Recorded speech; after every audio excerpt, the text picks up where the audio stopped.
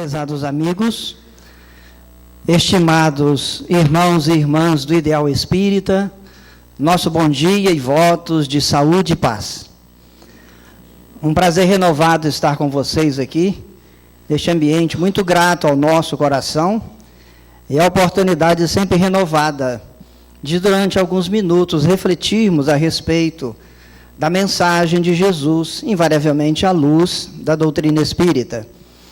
Como sempre, trago de início o abraço afetuoso dos nossos companheiros do Grupo Espírita João Evangelista, lá do bairro Maruípe, em Vitória, e também dos nossos pares da Federação Espírita do Estado, à qual emprestamos a nossa colaboração. Vigiai e orai. Podemos dizer com muita certeza que esses dois imperativos, vigiai e orai, mais do que nunca, no momento atual, nos convoca permanentemente a demorada reflexão.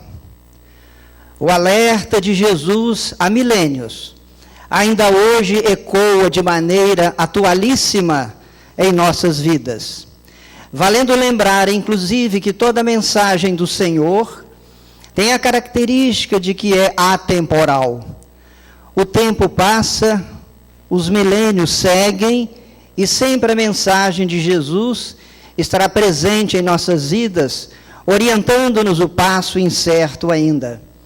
E nos momentos de hoje, nesses conflitos imensos da grande família humanidade, a começar de nós mesmos, os nossos conflitos existenciais, os dramas de sempre, como também das nossas comunidades e entre as nações, é um exemplo claro, uma convocação nítida, insistente, para que nós façamos o esforço possível para estabelecer essa sintonia renovada com as benesses espirituais.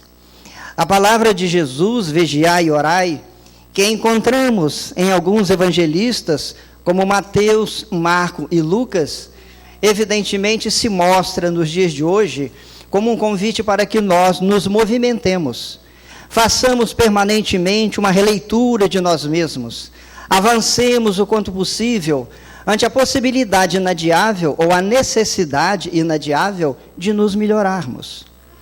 Como aprendemos com a lúcida doutrina espírita, o propósito da divindade em oferecer a nós, criaturas, a experiência na Terra é tão somente de avançar para Deus. Os dramas, os desafios, os conflitos, as lágrimas, como também os momentos de alegria, as possibilidades que nos enriquecem a vida, são recursos inestimáveis, que estamos aprendendo com certeza a movimentar, em benefício próprio, claro, mas na medida em que movimentamos esses mesmos recursos e instrumentalidade em benefício do outro. Ninguém será feliz sem de alguma forma contribuir para a construção da felicidade alheia. E é interessante nós lembrarmos a exata, singular simetria dessa fala de Jesus do vigiai e orai com aquilo que encontramos na doutrina espírita, quando lá no Evangelho temos a assertiva do Espírito Verdade: amai-vos, eis o primeiro ensinamento. Instruí-vos, o segundo. Ainda que sob outra moldura, o impositivo se faz permanente. O amor, o exercício do amor, a excelência do amor, que é o nutriente de tudo na vida, se faz imperativo em nossas vidas. E, evidentemente, o ensinamento, o conhecimento, para que nós possamos alargar as possibilidades de compreensão melhor de nós mesmos, do outro, da vida e de Deus. Então permanece sempre. E como essa mensagem, esse alerta do Mestre, nós já a temos há mais de 2 milênios, e como disse, ela é atemporal, como toda fala do Mestre, eu vou convidar os amigos para uma viagem no tempo. Vamos imaginar que nós estivéssemos aqui, como estamos, num ambiente agradabilíssimo. Vou sugerir a vocês, não a mim, senão eu vou dormir, Eu não posso que a gente relaxe um pouco. Vamos nos concentrar na fala que eu vou dizer, que não é minha. Nós encontramos na obra extraordinária de Emmanuel, o romance Ave Cristo, escrito em 1953, há exatos 60 anos.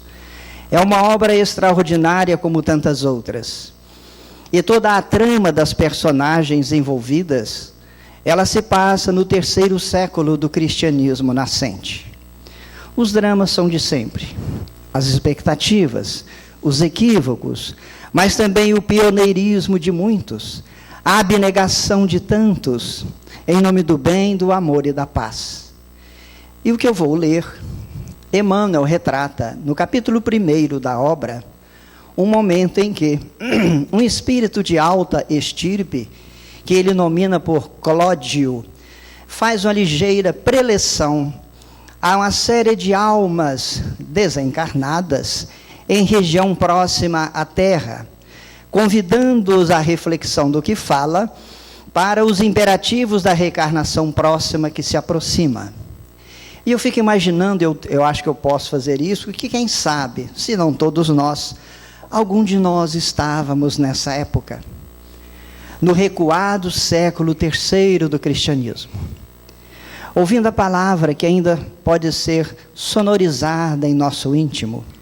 Daí o convite para que vocês relaxem um pouco e, o quanto possível, façam mentalmente uma viagem no passado. E o irmão Clódio começa a dizer: irmãos, o Evangelho é código de paz e felicidade que precisamos substancializar dentro da própria vida. O Cristo é o sol espiritual de nossos destinos. Urge, pois, associarmos-nos voluntariamente aos ensinamentos dele, concretizando-lhes a essência em nossas atividades de cada dia. Não podemos esquecer, entretanto, que a mente do homem jaz petrificada na terra, dormindo nas falsas concepções da vida celeste. A política de dominação militar asfixiou as velhas tradições dos primitivos santuários. As cortes romanas abafaram as vozes da filosofia grega, como os povos bárbaros sufocaram a revelação egípcia. Adensou-se o nevoeiro da estagnação e da morte entre as criaturas. E ele prossegue.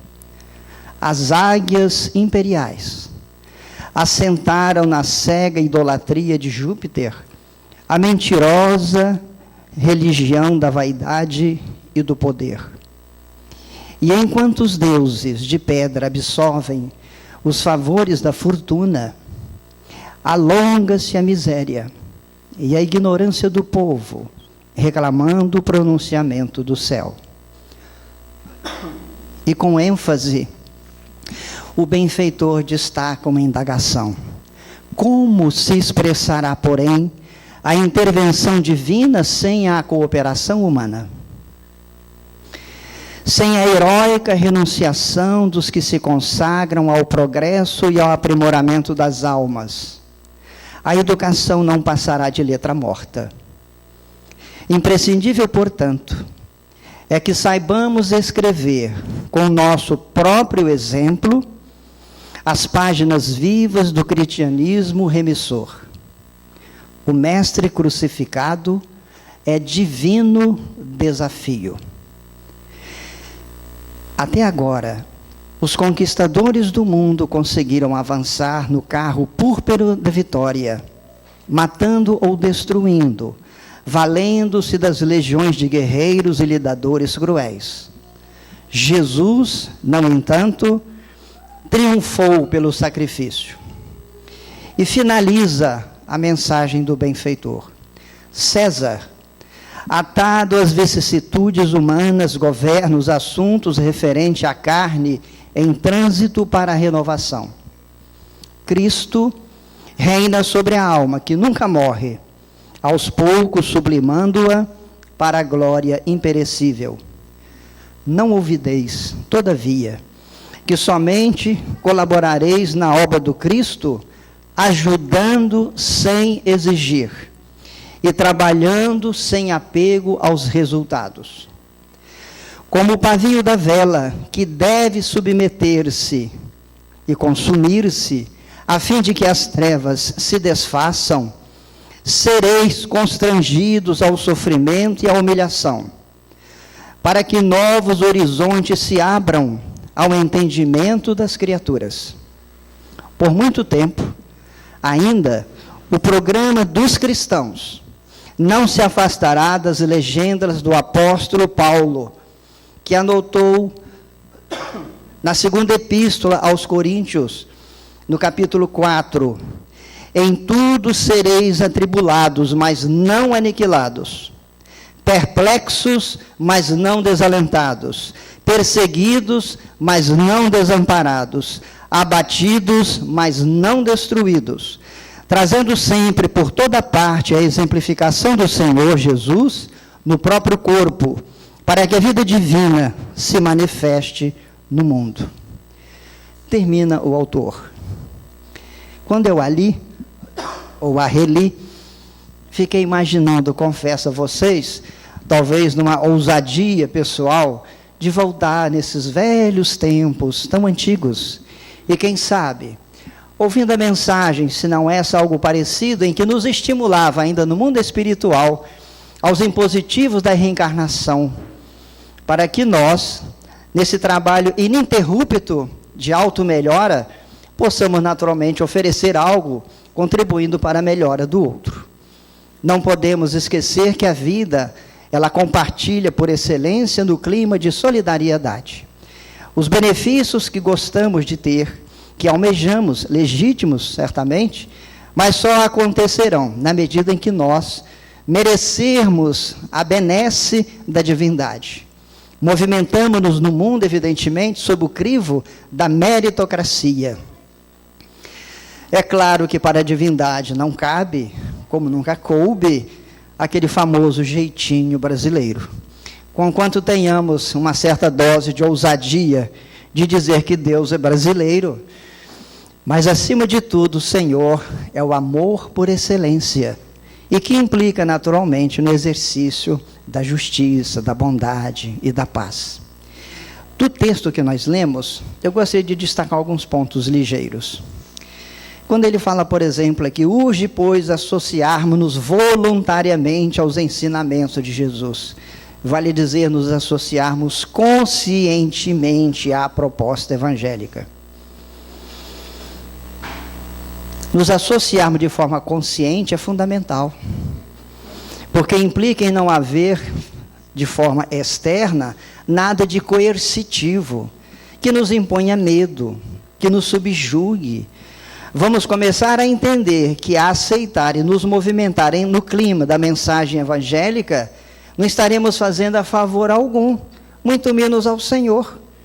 Se é favor, é a nós mesmos, já que nos cabe, ao lado de tanto auxílio que temos na experiência humana, o esforço pessoal insubstituível, inadiável.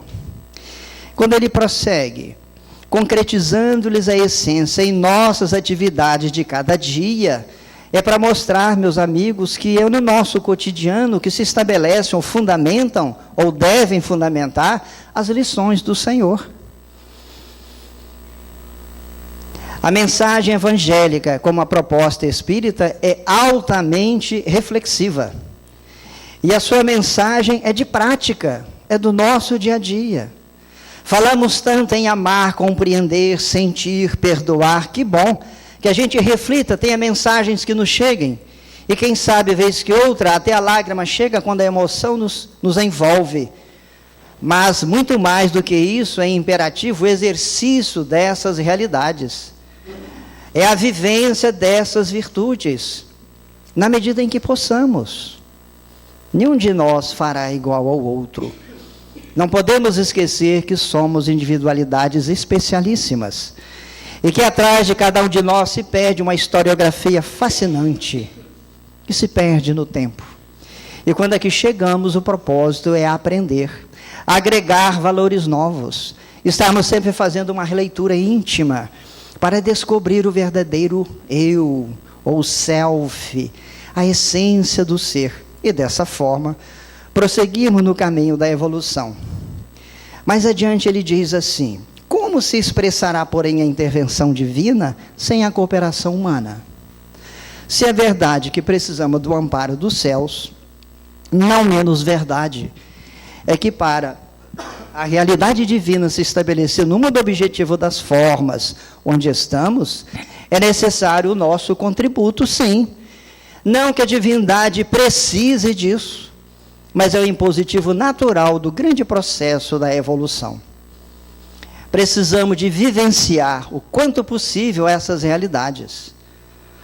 Por mais teorizemos, que nos enriquece o intelecto, nos descortina entendimento mais amplo, mas o grande testemunho, a pedra de toque, evidentemente, é no dia a dia, no cotidiano, é no momento diário, é no ninho familiar, no local de trabalho, no ambiente social, dentro da nossa casa espírita, ou com as nossas conjecturas tão nossas, que só nós conhecemos. Mais adiante ele prossegue: sem a heróica renunciação dos que se consagram ao progresso e ao aprimoramento das almas, mas esse das almas não é das outras não, é nossa. A gente tem um hábito comum de jogar para o outro o impositivo dos esforços que lhes cabem. É claro que nós podemos contribuir para o aprimoramento das outras almas, nossas irmãs, mas precisamos de trazer a lição primeiro para nós. Consagram o progresso, o aprimoramento das almas nossas, o esforço é nosso, nós temos que nos melhorar. Nos infelicitam tanto as mensagens que nos bombardeiam dia a dia com os dramas do mundo inteiro, da nossa rua, do lado ou do distante país em conflito. Mas tudo isso se arranjará, será construído a desejada paz se cada um de nós formos pacificados internamente. Não é assim que aprendemos na lição de Jesus? Não é a proposta fundamental da doutrina espírita? Essencialmente educativa para nós? E ele prossegue: até agora, os conquistadores do mundo não são os outros, os generais, não. Eu diria que também, mas a nós, a mensagem é para nós. Se a gente fizer, talvez, arranjarmos tempo de investir algumas reflexões solitárias, esses conquistadores do mundo somos nós, que muitas vezes relegamos à segunda classe valores extraordinários, que esses é que vamos levar, sim, para a realidade de onde viemos, que é o mundo espiritual. Aqui é tudo transitório, tudo passa. E ele prossegue: conquistadores do mundo conseguiram avançar no carro púrpura da vitória, matando ou destruindo. Não é o outro, somos nós. Invariavelmente nós, por incompetência de administrar sentimentos, emoções, matamos anseios, matamos ideais, matamos sonhos em nós e no outro.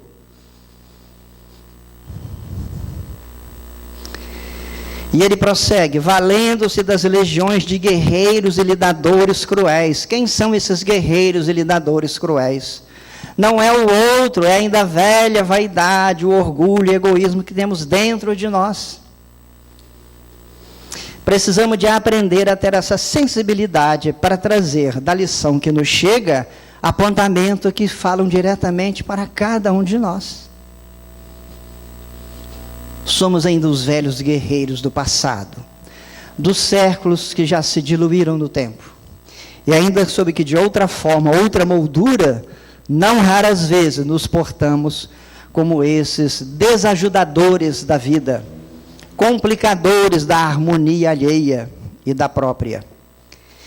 E ele finaliza dizendo o seguinte: Não olvideis, todavia, que somente colaborareis na obra do Cristo, ajudando sem exigir, sem cobrança, sem negociata emocional. Às vezes a gente não verbaliza, mas a gente pensa, a gente sente.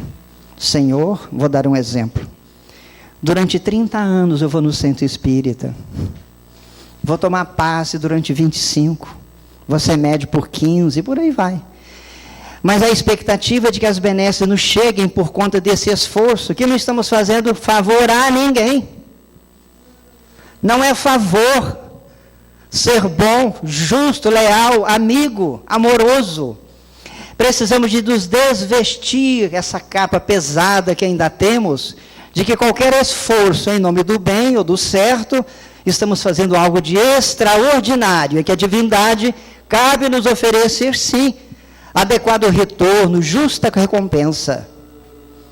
Parece-nos que, pelo que aprendemos da lição do Evangelho, e mais uma vez da lúcida doutrina espírita, precisamos nos distanciar desse entendimento. E ele finaliza com a imagem muito bonita, que precisamos de ser como o pavio da vela, que deve submeter-se e consumir-se, a fim de que as trevas se desfaçam. Olha que imagem bonita. Invariavelmente pedimos, e é razoável pedirmos, né, que à nossa frente caminhe alguém que nos ofereça a luz para o passo incerto. Mas precisa de acabar isso um dia, porque precisamos de construir e desenvolver a própria luz. Senão seremos eternos dependentes. E a vida não funciona assim. Quando a gente se lembra, por exemplo, do apóstolo dos gentios, Paulo de Tarso, personalidade singular, mas tudo que ele conseguiu fazer, realizar e deixar uma marca de luz para a posteridade foi através do esforço pessoal, da luta ingente dia a dia, de mudança dentro de si para melhor, agregando valores nobres e expungindo a cada momento que possível tudo aquilo que não caberia, o que era equivocado, o que era um erro. Daí nós temos na personagem Paulo, por exemplo, essa mensagem extraordinária de luz. Por isso, desses nossos esforços miúdos que fazemos, e é assim que a gente começa, precisamos de investir neles, é verdade. Nós temos aqui uma indagação que colhemos de Emmanuel no livro Obreiros da Vida Eterna, quando ele fala, durante uma exposição sua, diz o seguinte: como promover ao céu, em caráter definitivo, o discípulo do bem que apenas se iniciou na prática da virtude? Como? Daí, o vigiai e orai.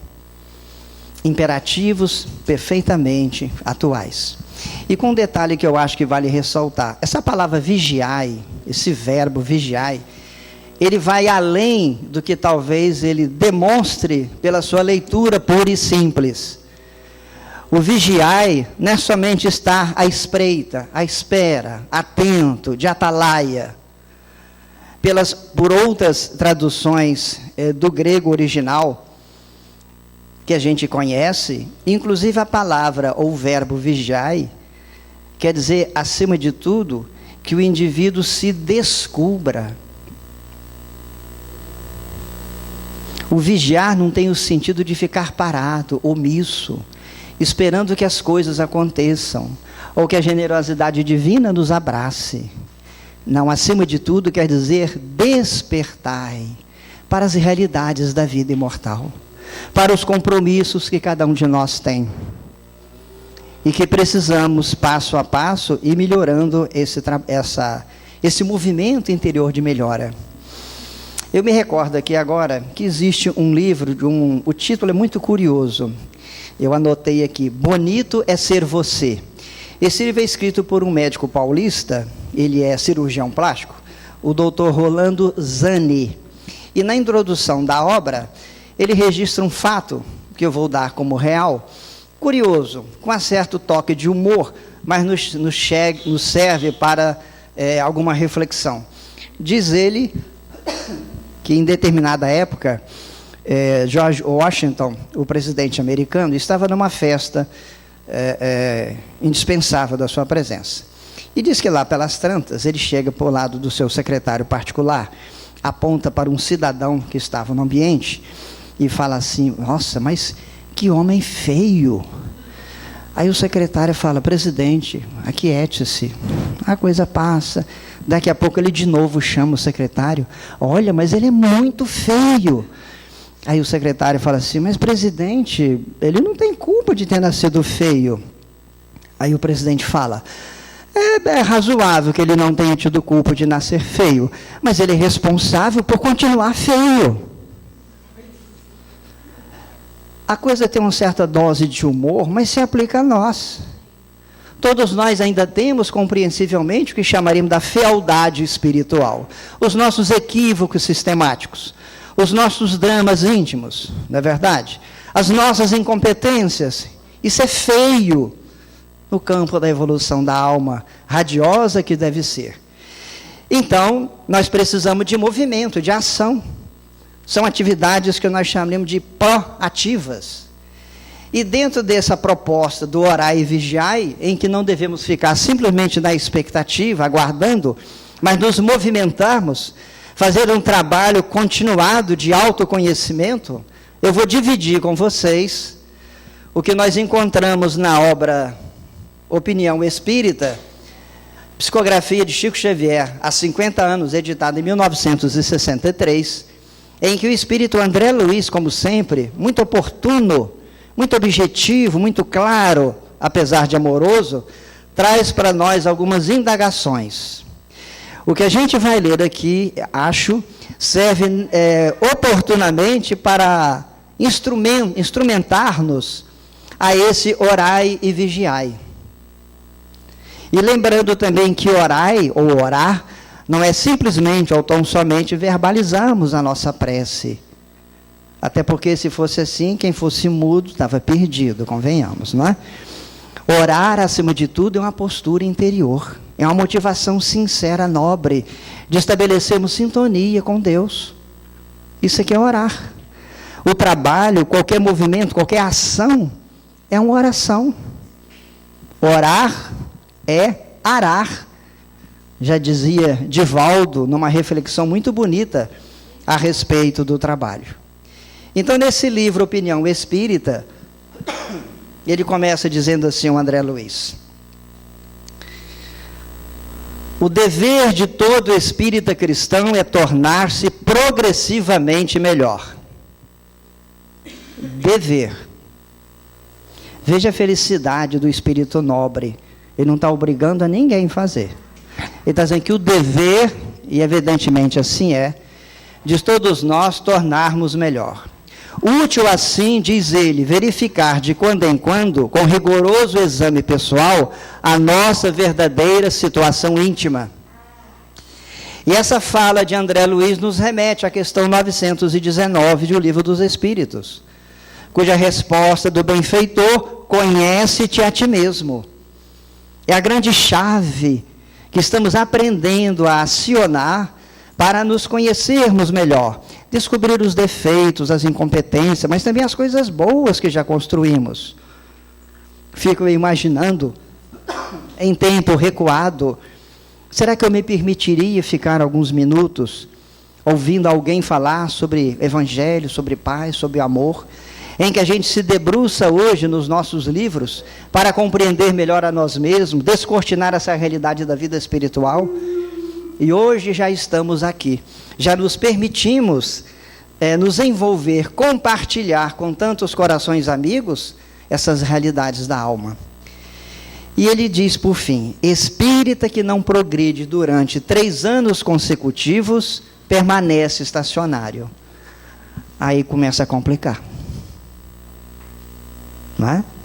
3 anos consecutivos. Espírita se refere a nós, porque convenhamos, amigos, o conhecimento que temos das realidades do espírito, pelo menos dizemos que temos, não é verdade? Acredito na reencarnação, a morte não existe, acima de tudo o amor, o perdão tem que ser exercido e por aí vai. É um rosário de virtudes, é um elenco de coisas maravilhosas.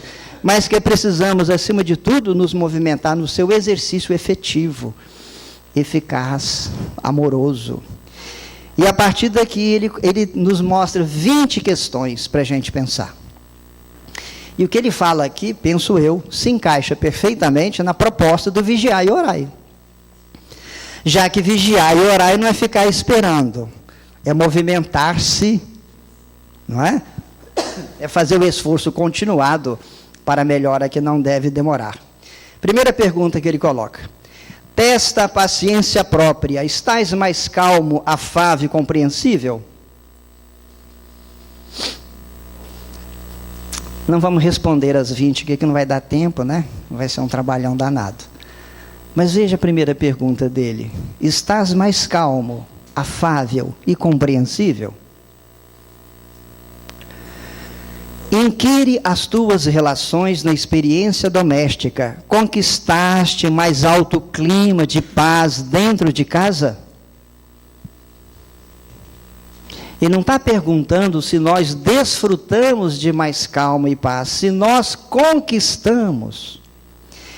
E lembremos, nunca é demais, que a família, na voz unânime dos nossos benfeitores, é o instituto por excelência na formação do caráter das almas.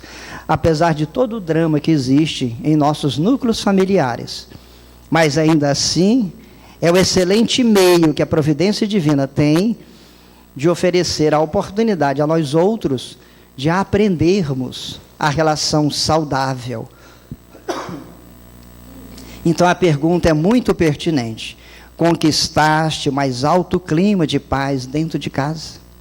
Ou será que a paz que a gente imagina ter é por conta do medo ou respeito excessivo à nossa presença e pessoa? Me permitam uma confidência.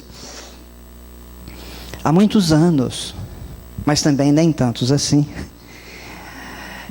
quando as minhas filhas, na faixa adolescente, né? Era a época do iê, iê, iê, que é negócio, né? Eu não sou dessa época, não. E é claro que as minhas filhas, nessa época, gostavam dessas músicas, né? Muito barulho, muito som, muita fumaça, né? E eu confesso, tu dizendo que está errado, eu nunca fui ligado a isso. E me incomodava. O fato é que a gente, de certa forma, estabeleceu lá em casa, ou melhor, eu estabeleci lá em casa, o seguinte: olha, eu não quero essas músicas aqui, não. Quando eu chegava do serviço, depois eu fiquei sabendo, a esposa mais sensível, mais inteligente do que eu, evidentemente, deixava durante alguns momentos elas ouvirem o que elas queriam. Muito natural. Só que um dia eu cheguei mais cedo. E quando eu vou chegando, tá aquele baticum lá e tal, alguém viu, a filha mais velha, o papai está chegando e tal, aí desligaram aquele negócio e tal. Aí eu fiz que eu não entendi, fiquei que houve, tudo bem, falei, mas eu estava ouvindo um negócio aí, estabeleci uma conversa, resultado, fiquei sabendo, elas falaram, e depois eles falaram, não, é o seguinte, ela sabe que você não gosta e tal, mas ela estava só aqui comigo, eu acho que é importante e tal. Aquilo passou mais ou menos assim, não entramos em detalhes, nenhum conflito, claro, mas sabe, eu comecei a pensar. Se eu não gostava e fazia essa imposição, elas podiam também, com direito, me impor o seguinte: pai, eu não gosto de ouvir negócio de Beethoven, Bach, isso é muito chato. Então a gente vai começando a se descobrir, não é verdade? Falei, pensei eu comigo mesmo, por que ela não tem o direito de ouvir o que ela gosta? Já que eu me dou o direito de ouvir o que eu gosto. Então, às vezes, a harmonia que tem em nossa casa não é harmonia. É quase, eu chamo, no máximo, talvez, equilíbrio de forças. Porque o equilíbrio é o seguinte, são duas forças contrárias que chegam a um determinado ponto, né, em que não sai do lugar. Mas nós precisamos de melhorar isso aí. A compreensão deve ser imperativa no nosso dia a dia. Não é verdade? Ceder é muito importante. E não estamos falando em nada exagerado. Nada de horrível, de terrível. Então, quando ele pergunta se conquistaste mais alto clima de paz dentro de casa, é para a gente pensar sério. No Evangelho segundo o Espiritismo, tem um apontamento de Erasto que ele fala, quando se reporta o capítulo A Família, ó espíritas, é para a gente. se reportando aos espíritos, no caso os filhos, que a divindade nos concede. E a partir daquele momento somos seus tutelares. Não somos donos de ninguém.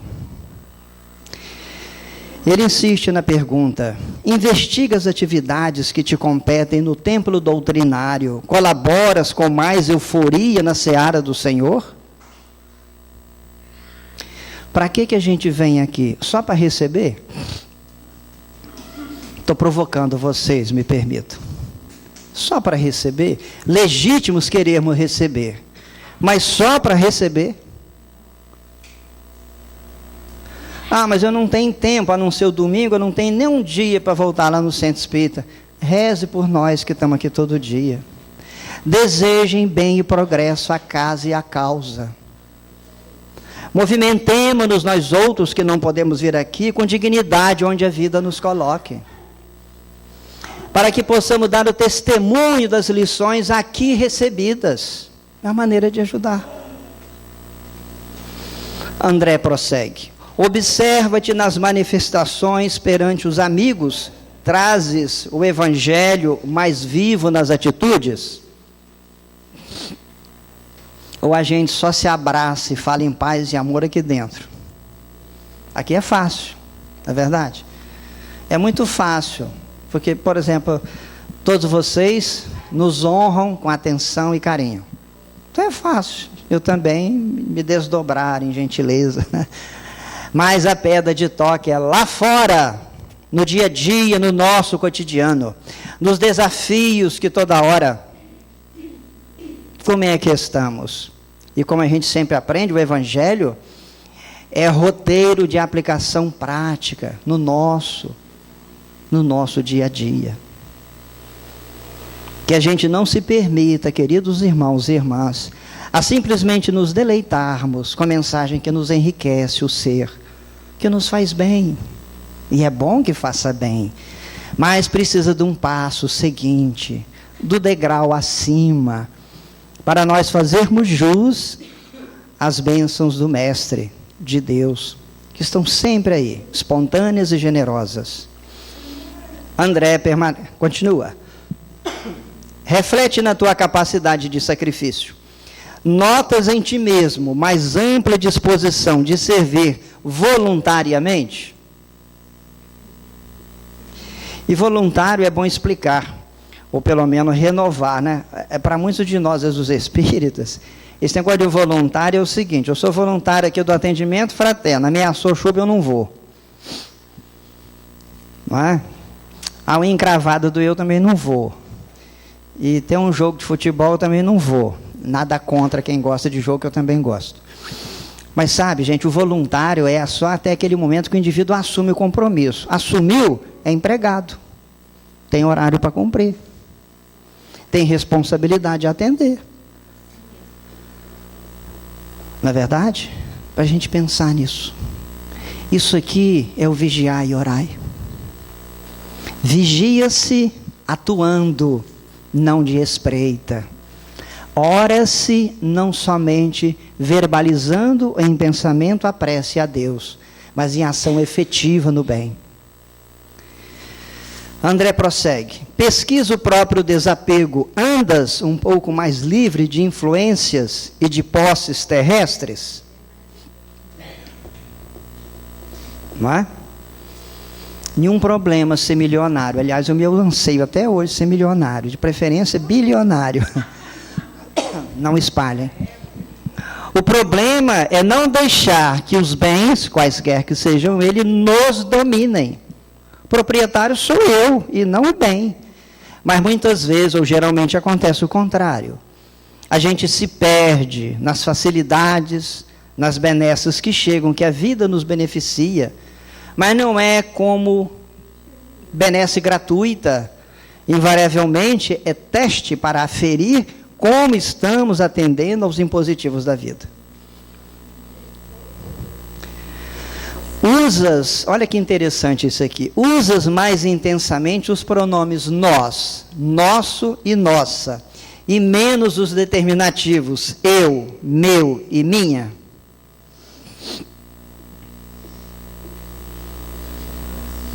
Quando eu saio de casa de carro com a família, eu digo assim: tá, então nós vamos no meu carro. Mas por que meu carro? Né? É um detalhe que passa despercebido. Por que não no nosso carro? Alguém talvez falaria: não, mas foi você que comprou. Sim, mas qual o problema? O desfrute é da família. Só não dá para falar nosso quando eu me refiro à minha esposa. Aí não dá para ser nossa, convenhamos. Mas, na verdade, pode complicar.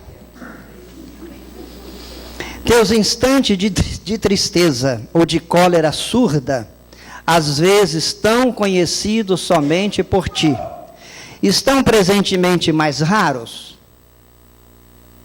Ficamos menos tristes, ficamos menos infelizes? Nada de errado em termos momento de tristeza. É até saudável às vezes. Mas sempre. Está sempre triste, sempre aborrecido, sempre zangado. Sempre contra tudo e contra todos. Tem um problema. De acordo com o nosso olhar, é que daremos colorido às pessoas e situações. Eu costumo comparar, já repeti várias vezes aqui. Quando a gente olha, por exemplo, uma flor, uma roseira cheia, eu sei que ela tem espinho, mas eu vou ficar procurando espinho? Eu vou apreciar a beleza da flor, a cor, o perfume, o conjunto harmonioso, que me encanta. Eu sei que tem espinho. Assim também nas situações e pessoas. Precisamos sempre de realçar o que é bom e belo, compreendendo que os equívocos existem, que os problemas permanecem, como nós também os temos. Chico Xavier, na excelente obra editada sobre ele, chamado O Evangelho de Chico Xavier, tem uma consideração que ela faz muito interessante a respeito do problema, da dor, do desafio. Não vou dizer literalmente, mas o sentido é o seguinte: ele recomenda ou sugere que nós aproveitemos os desafios da vida, tirando dali lição gratificante. E ele mesmo relata que ele conheceu a doutrina espírita por conta de um processo obsessivo que acometera uma das suas irmãs. Como os médicos não resolveram, houve indicação para procurar alguém espírita, lá foi ele, e a partir daí surgiu o extraordinário Francisco Cândido Xavier, através desse processo obsessivo da sua irmã. Em vez do desespero, da situação contrafeita, do martírio íntimo, não, fez dali o adubo extraordinário para a mensagem, para o mensageiro que ele traduziu por tantos anos. E nos enriquece até hoje. Diminuíram-te os pequenos remorsos ocultos. Me desculpe essa tosse enjoada, mas isso é a idade, me disseram. No recesso da alma, dissipaste antigos desafetos e aversões? Aquele companheiro da casa espírita, desde que a gente chegou aqui, como diz o ditado, meu santo não bate com o dele. Mas dá um jeitinho de bater, sem machucar. Superaste os lapsos crônicos da desatenção e da negligência. Olha que interessante. Lapsos crônicos da desatenção e da negligência. Estudas mais profundamente a doutrina que professas? Essa é importante. Como todas, não é? E nós aqui, estamos estudando Espiritismo?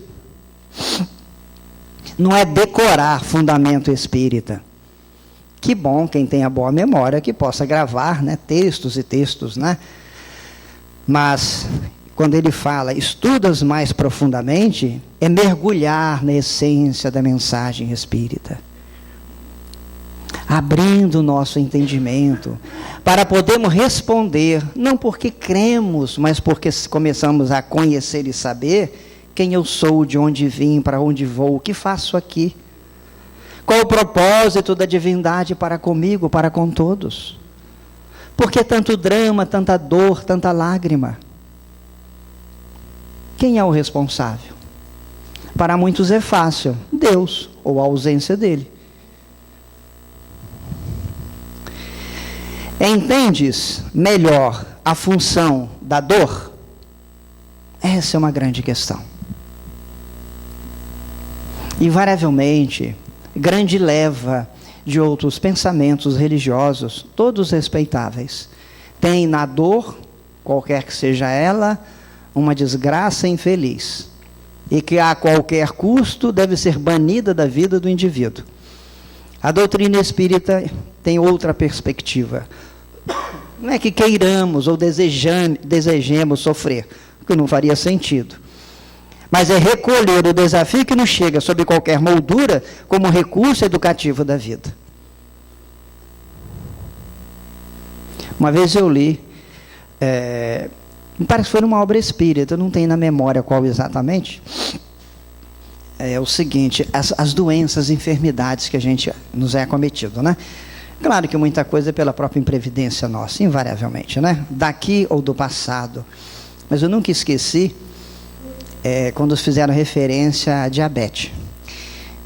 Informam eles que a diabetes é um recurso educativo para o indivíduo se disciplinar.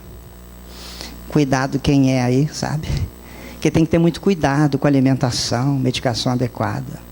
Disciplina, disciplina, disciplina. Igual a resposta de Emmanuel, né, que nós conhecemos, a Chico Xavier, quando ele começou.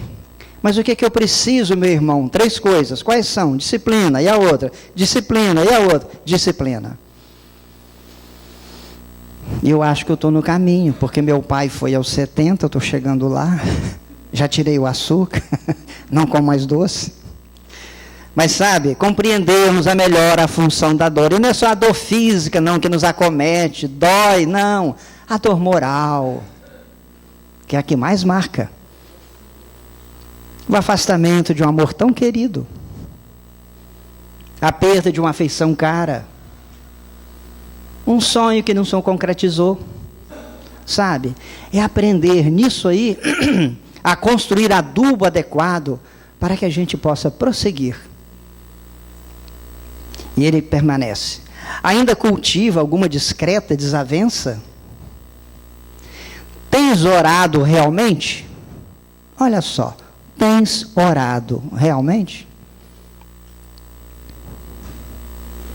Ou só que na hora que começa e termina a reunião, né? Para a gente pensar. Essas atitudes, miúdas aparentemente, constituem um lastro extraordinário para o vigiar e orai. Tuas ideias evoluíram? Como é que estão as nossas ideias? As nossas expectativas? Ainda chumbadas no solo mundo das conveniências humanas?